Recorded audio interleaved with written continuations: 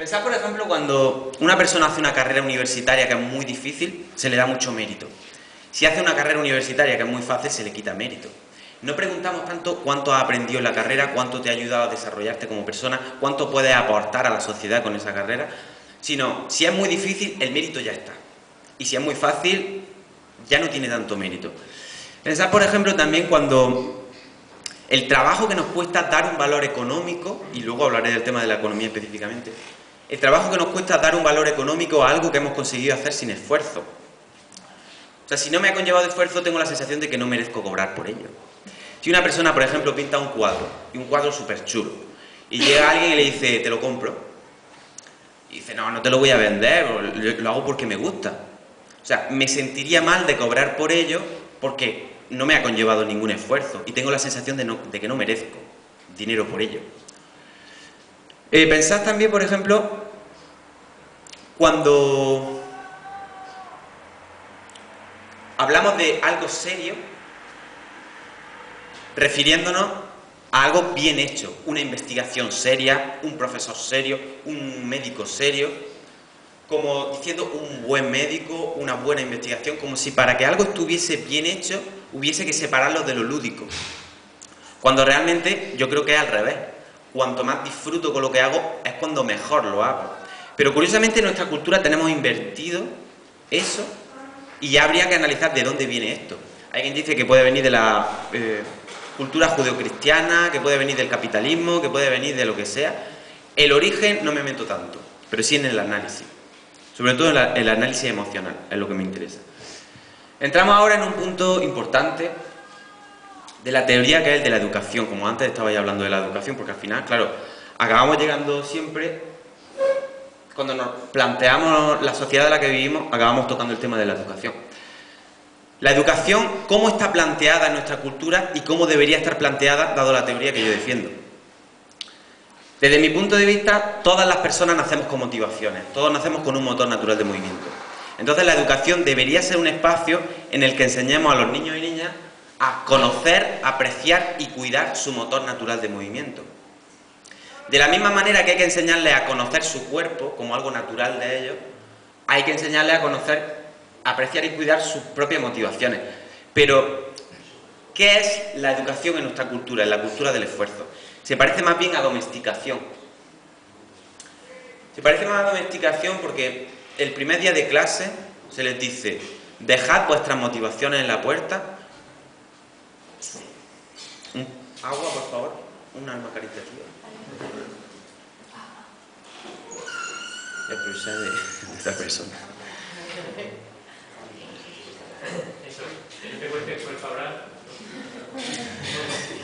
Sí, las coñas del esfuerzo están siempre. O lo de no te ha costado esfuerzo hacer el libro, todas esas cosas. Eso si queréis preguntarlo en la ronda de preguntas, porque es interesante también. El primer día de clase se les dice, dejad vuestras motivaciones en la puerta porque aquí vais a aprender lo que nosotros decimos, cuando nosotros decimos y como nosotros decimos. O sea, a los 6 años vas a aprender esto, a los 7 esto, a los 8 esto, y tus motivaciones no es que no me importen, es que son una distracción. O sea, te enseño a despreciar algo natural en ti como algo que mi propia iniciativa, mi propia creatividad, mi propia manera de hacer las cosas me distrae de lo importante que es aprender quiénes son los fenicios, los cartagineses y todo ese tipo de cosas tan importantes. Irónicamente, lo de importantes, que quede claro. Entonces, la principal lección que se enseña en la educación es, mis motivaciones son una distracción. Aprender a despreciar algo natural en ti me recuerda un poco a cuando se enseñaba a despreciar tu propia sexualidad o tu propio cuerpo. Cuando la Iglesia Católica te enseñaba a ver tu cuerpo como algo pecaminoso. Me parece algo parecido. Es despreciar algo que es natural en mí, imaginar los traumas que puede conllevar eso. Y lo segundo que se enseña, o la segunda lección que se enseña es el esfuerzo inerte es positivo y necesario. O sea, aprendo que conseguir las cosas desde la desmotivación y desde el sufrimiento es la manera de tener éxito, de conseguir mis objetivos en todos los ámbitos de mi vida. Un segundo.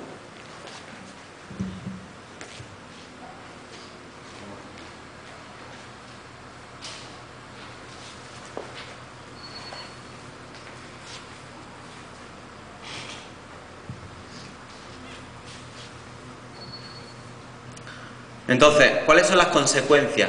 Bueno, ¿cuál es el alumno perfecto?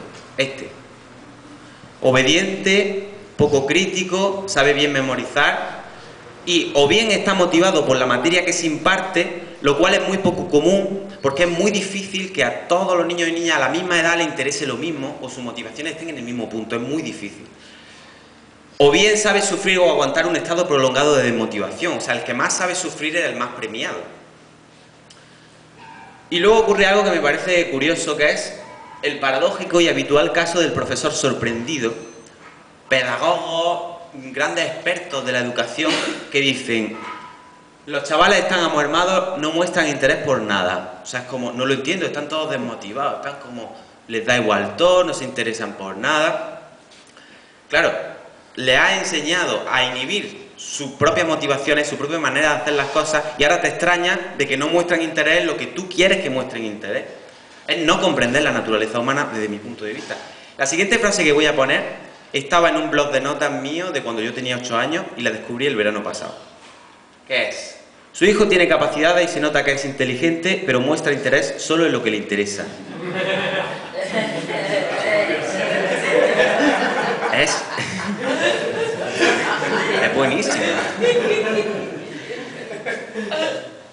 Es como para enmarcarla. Debería haber puesto en la parte de atrás del libro porque...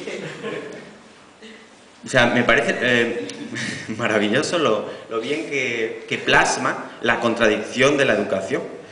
Que su hijo tiene un problema porque solo muestra interés en lo que le interesa. ¿En qué quiere que muestre interés? O sea, ¿el problema lo tiene su hijo o el problema lo tiene el sistema?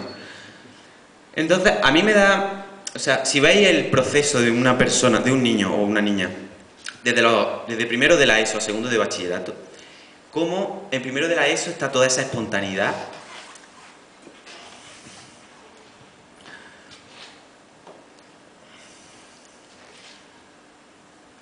Es que, hablando de la educación, me emociono. Me pasa siempre. Pues tocas temas profundos.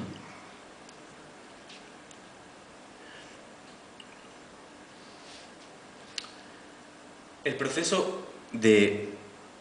Tú a primero de la ESO vas y haces una pregunta amplia, una pregunta de ¿qué pensáis sobre la libertad? Y todos tienen una respuesta, todos tienen opiniones, todos tienen ejemplos. Si tú en segundo de bachillerato preguntas la misma pregunta, ¿qué pensáis de la libertad? Y están todos así, callados.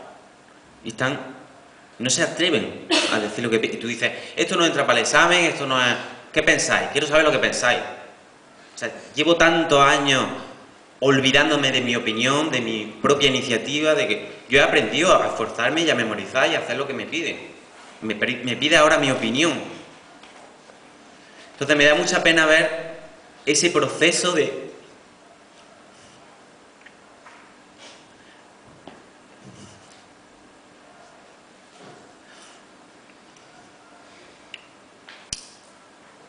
domesticación. Sobre todo a nivel emocional. ¿Cuáles son las consecuencias de esa educación? Pues una cultura enferma. Una cultura de adultos que no conocemos nuestras motivaciones y que ni siquiera nos hemos planteado que podamos tener motivaciones. Si tú le preguntas a la gente cuáles son sus motivaciones, no es ya que no las sepan, es que ni siquiera se han parado a plantearse nunca que tengan motivaciones.